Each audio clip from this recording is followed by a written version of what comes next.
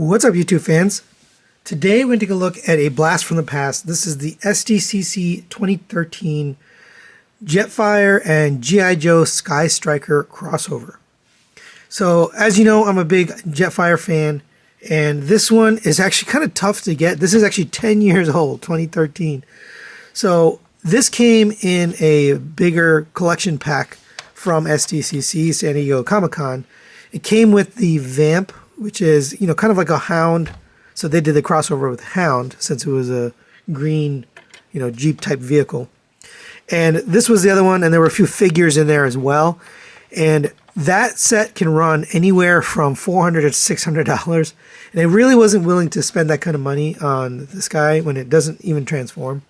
So I kind of waited. I was looking for it, and luckily I found this one. This was loose. It does have all the accessories, but it doesn't come with all the other stuff. I didn't get the Vamp or any of the action figures, but I really just wanted this.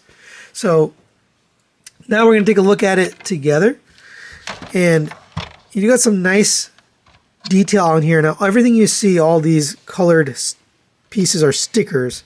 And you actually had to put those on yourself. So all the Autobot logos, the little details, the numbers here, all of that is applied by the person who buys it. Now, most of the stickers were on here when I got it. There was a couple of stickers that weren't, so I put those on. And then I kind of heated some of them up and took them off and replaced them just because they weren't straight. But it really does look good. You got nice Autobot logo there.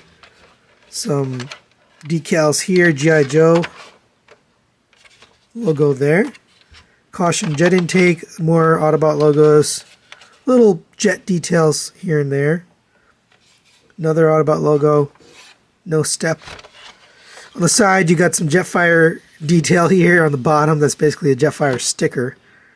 And you can see this one's a little bit off, so I might take this one off and replace it. But on the bottom, you've got some sticker detail as well. You can see down here, which would become kind of like Jetfire's legs. So this doesn't transform, but they made enough sticker detail to make it kind of look like it does. On the back, you have black paint here on the boosters. Sticker detail here. It does say JTF right here. Jetfire, of course. And then back here you have that little piece which the original Jetfire had. So all in all, a really nice looking jet. If you don't have the landing gear down, it does sit on these little white pieces there. And it'll rest on those. But to put the landing gear down, you're basically going to take this. And I kind of wish the landing gear was separate from the wings. But if you push this back, it opens up the wings. It kind of locks right there. It also opens up these landing gear. So I'll just do that again so you can see. Pretty cool. These are just plastic wheels. They do look nice. It rolls nicely on those wheels. And all in all, pretty good details there. It does have an opening cockpit here on the front. So it's just a translucent blue plastic. In here you have some details. You've got, I'll just take this off for now. It does come off pretty easily. So you've got a gray seat, the ripcord for the ejector, whatever they call that, I don't even know. They got the controls here for flight, and then you've got kind of like a dashboard or a cockpit with details and stickers. So that's kind of cool. I like how they did that. You can put figures in here, the original 3 3/4 inch GIJoes, and I didn't own any. I don't have any 3 3/4. So I bought one of these. This is the Super 7 Reaction GIJoe Flint. And he's actually pretty good looking. He's got some nice paint and detail, but it's only 5 points of articulation. So the head rotates, arm rotates all the way around. The leg will go up to there. He's got his gun detail. It doesn't actually come out. He does come with a rifle here. And he can put the rifle in his hand. But very, very simple. He doesn't do a lot. But he does enough to be able to fit him into here. So that's why I bought him. So you're going to get the legs bent straight, arms to the side. You want to lean back a little bit because this chair is kind of leaned back. And then you can get him in here. Basically get the arms past the little edges here. And it can be a little tricky to get him perfectly in there. But he will fit. And you can get this back on. It's a press fit. And there you go. He's flying along inside of Jetfire or Skystriker, which is really cool. You also have some details back here. So another feature, you can open these up and you can see some details in there. Nothing painted or anything, but just some sculpted detail. And of course you have that on both sides. It's basically the same thing on both sides.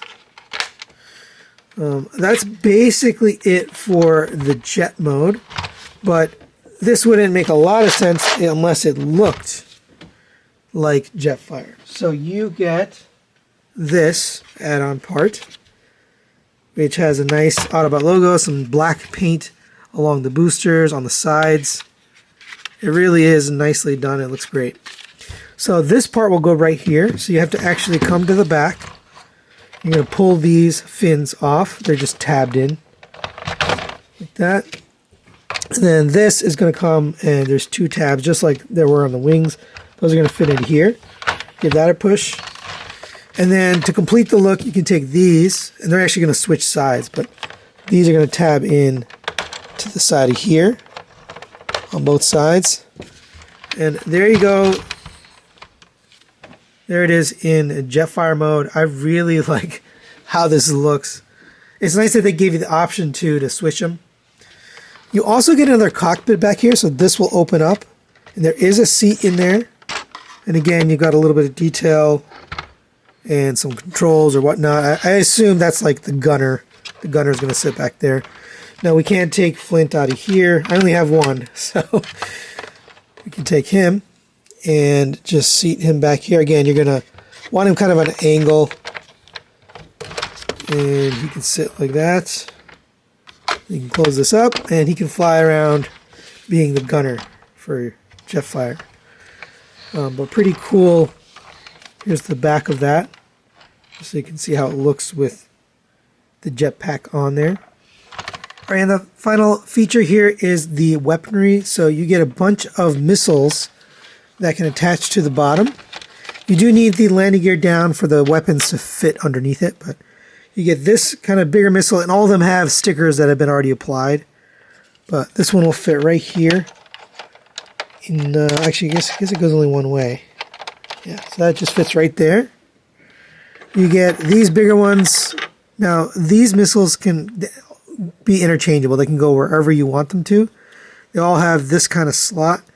So you can either put them here. I like to put them here because I just think they look the best, but you really can put them anywhere. I think officially they go here. But you can do whatever you like.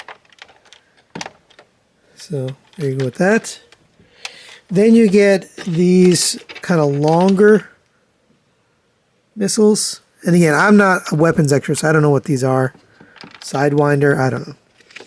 These go on here. And again, these are interchangeable, but then you can put these kind of smaller ones up on the front, like that.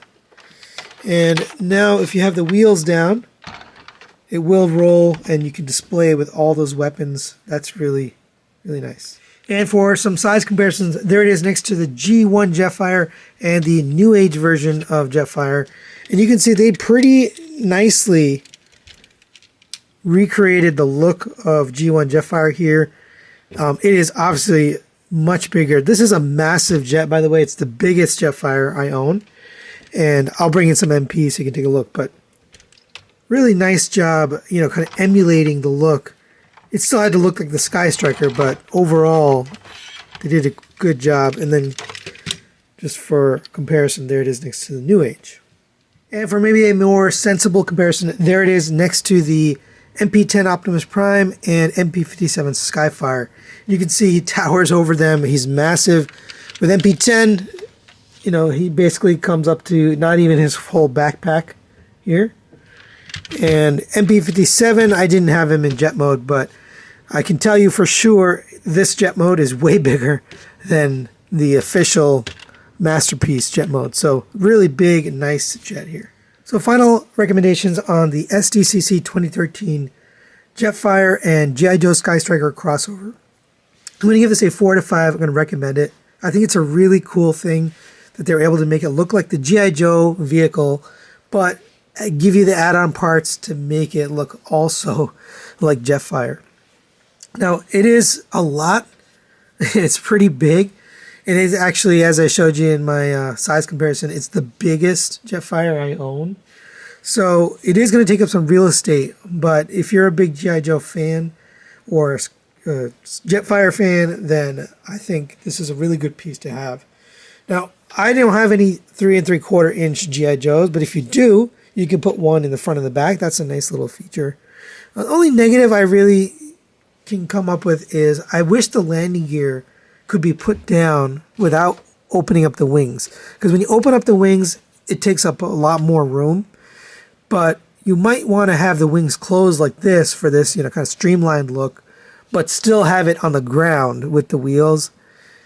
I just think that would be a nice option if there was like 2 buttons or something. But other than that, I think it's really cool. It's going to be hard to find out there, so getting it standalone or even for a reasonable price, because right now these are pretty hard to find. They're 10 years old, is tough. But if you can find one loose, that's probably your best bet. So that's it for today. Thanks for watching, and we'll see you next time.